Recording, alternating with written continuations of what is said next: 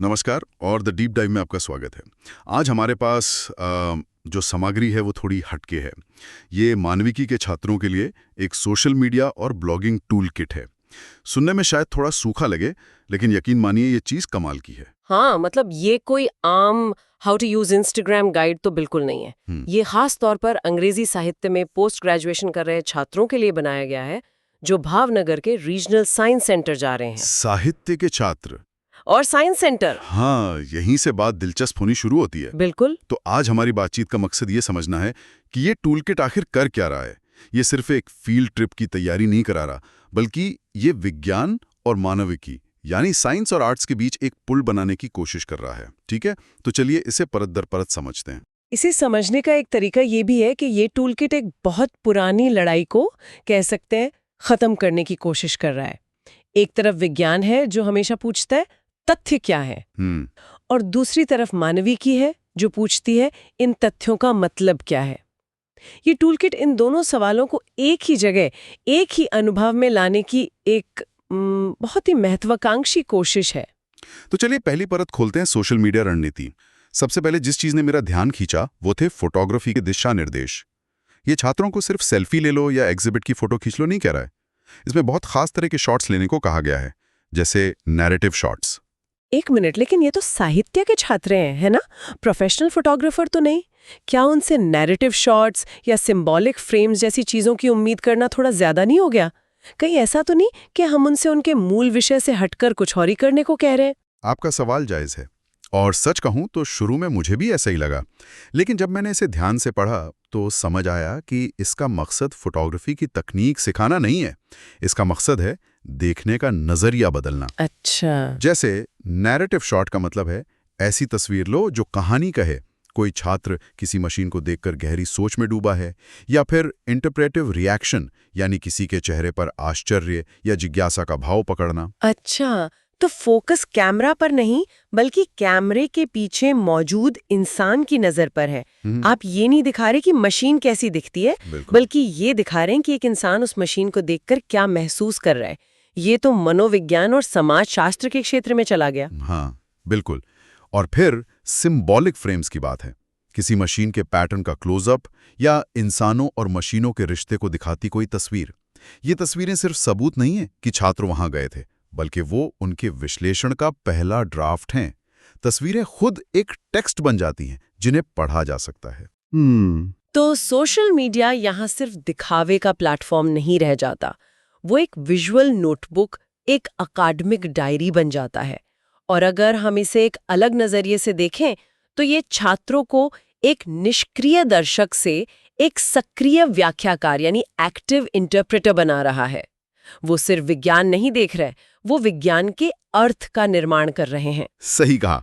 और मुझे लगता है हैशटैग की रणनीति इसी सोच को और भी आगे ले जाती है। हाँ, वो तो है ही। हाँ, हैशटैग तो बहुत ही सोच समझ कर बनाए गए हैं, जैसे हैशटैग साइंस थ्रू ह्यूमैनिटीज, या मेरा पसंदीदा हैशटैग मैकेनिक्स एंड मीनिंग यानी यांत्रिकी और अर्थ।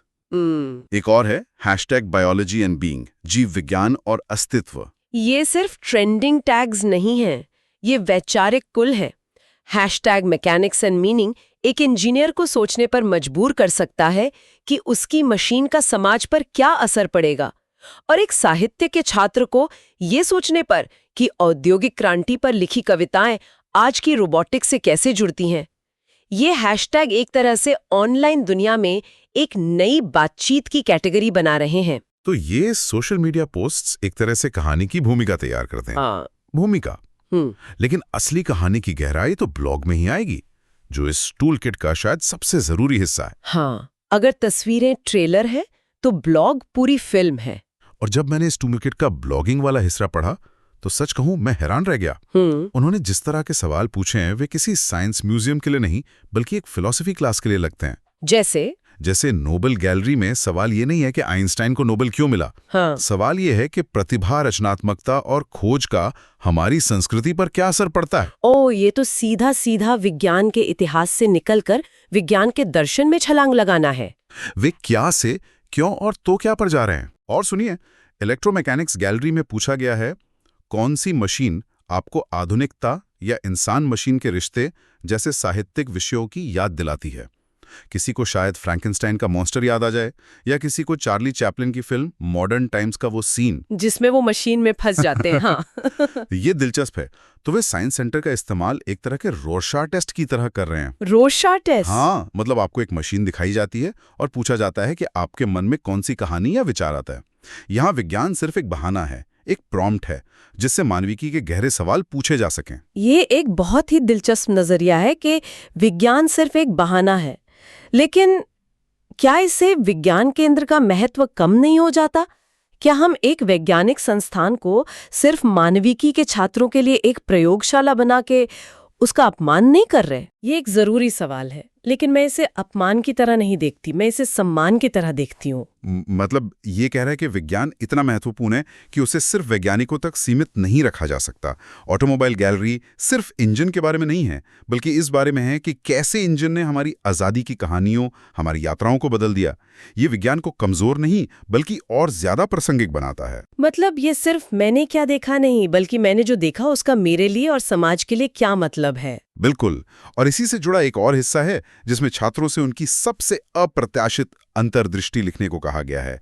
ये उन्हें रटे रटाए जवाब देने से रोकता है, और यहीं पर वो पब्लिक इंटेलेक्चुअल वाली बात आती है, जिस पर टूलकिट जोर देता है।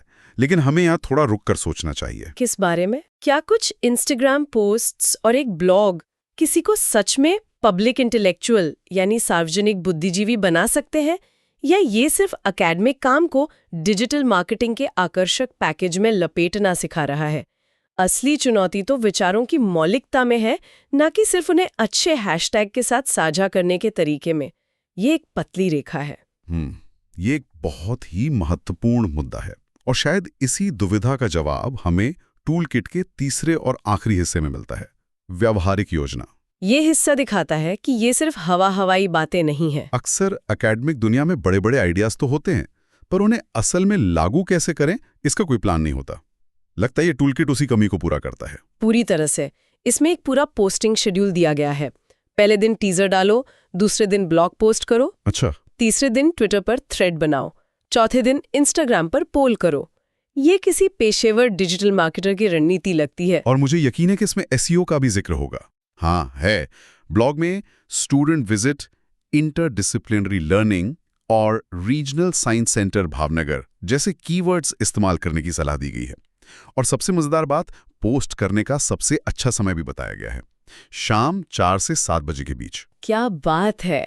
मतलब छात्रों को अकादमिक विश्लेषण के साथ साथ प्राइम टाइम ट्रैफिक का भी ध्यान रखना होगा। ये तो मल्टीटास्किंग की हद है। लेकिन ये मेरे पिछले सवाल को और भी गहरा कर देता है। कैसे? देखिए, एक तरफ तो ये बहुत अच्छा है कि छात्रों को व्यवहारिक कौशल सिखाए जा रहे हैं। उन्हें पता होना चाहिए कि अपने काम को दुनिया तक कैसे पहुंचाना है। लेकिन दूसरी तरफ, क्या इससे फोकस विचार की गहराई से हटकर पोस्ट की रीच पर नहीं चला जाता? क्या हम एक ऐसे भविष्य की ओर बढ़ रहे हैं जहां सबसे अच्छा अकादमिक विचार वो माना जाएगा जिस पर सबसे ज्यादा लाइक्स आएं? ये तो एक खतरनाक संभावना है। मतलब हम गहराई के बजाय पॉपुलैरिटी को पुरस्कृत करने लगेंगे। हाँ। और ये टूलकिट उसी दोधारी तलवार पे चल रहा है। ये छात्रों को 21वीं सदी का संचारक बनाना चाहता है, जो बहुत अच्छी बात है। लेकिन ये अनजाने में उन्हें एक ऐसी दुनिया के लिए भी तैयार कर सकता है जहां कंटेंट की पैकेजिंग खुद कंटेंट से ज्यादा जरूरी हो जाती है। ये टूलकिट इसका समाधान नहीं देता, लेकिन ये इस बातचीत को शुरू जरूर करता है। तो इन सब का आखिर मतलब क्या है? जब हम इस पूरे टूलकिट को एक साथ देखते हैं, सोशल मीडिया की थोड़ी दिखावटी दुनिया, ब्लॉग की गहरी सोच और डिजिटल मार्केटिंग की व्यवहारिक रणनीति, तो एक बात साफ हो जाती है, ये सिर्फ एक गाइड से कहीं ज्यादा है। ये अंतर विषयक शिक्षा का एक घोषणा पत्र है, लेकिन साथ ही एक चेतावनी भी। सही कहा।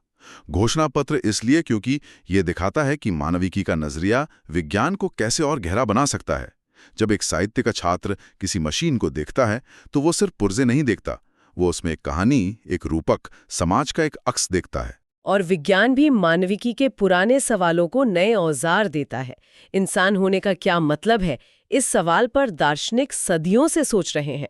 अब जेनेटिक्स और न्यूरोसाइंस उस सवाल के जवाब में नई परतें जोड़ रहे हैं।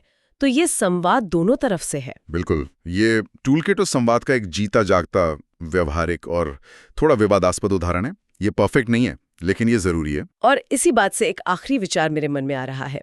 हमने इस टूल किट के फायदे और नुकसान पर छात्रों के नजरिए से बात की, लेकिन जरा सोचिए, अगर यही दृष्टिकोण सिर्फ एक साइंस सेंटर की यात्रा तक सीमित ना रहे, अगर इसे हमारी पूरी सार्वजनिक बातचीत में लागू किया जाए तो क्या होगा? जैसे कि कल्पना कीजिए कि किसी बड़ी टेक्नोलॉजी कंपनी का सीईओ जब अपना नया एआई प्रोडक्ट लॉन्च करे तो उसे सिर्फ उसके फीचर्स और डेटा पॉइंट्स के बारे में बात करने की इजाजत न हो। उसे ये भी बताना पड़े कि ये एआई हमें इतिहास या साहित्य की कौन सी कहानी की याद दिलाता है। या किसी शहर का मेयर जब एक नया फ्लाईओवर बनाने का प्रस्ताव रखे तो उसे सिर्फ ट्रैफिक के आंकड़े नहीं, बल्कि ये भी बताना पड़े कि ये फ्लाईओवर शहर की सांस्कृतिक कहानी को कैसे बदलेगा। अगर हम हमेशा डेटा के अंदर छिपी कहानी को खोजने की कोशिश करें तो हम समस्याओं को कितने अलग तरीके से हल कर सकते हैं? ये एक सवाल है जिस पर हम सबको सोचना चाहिए।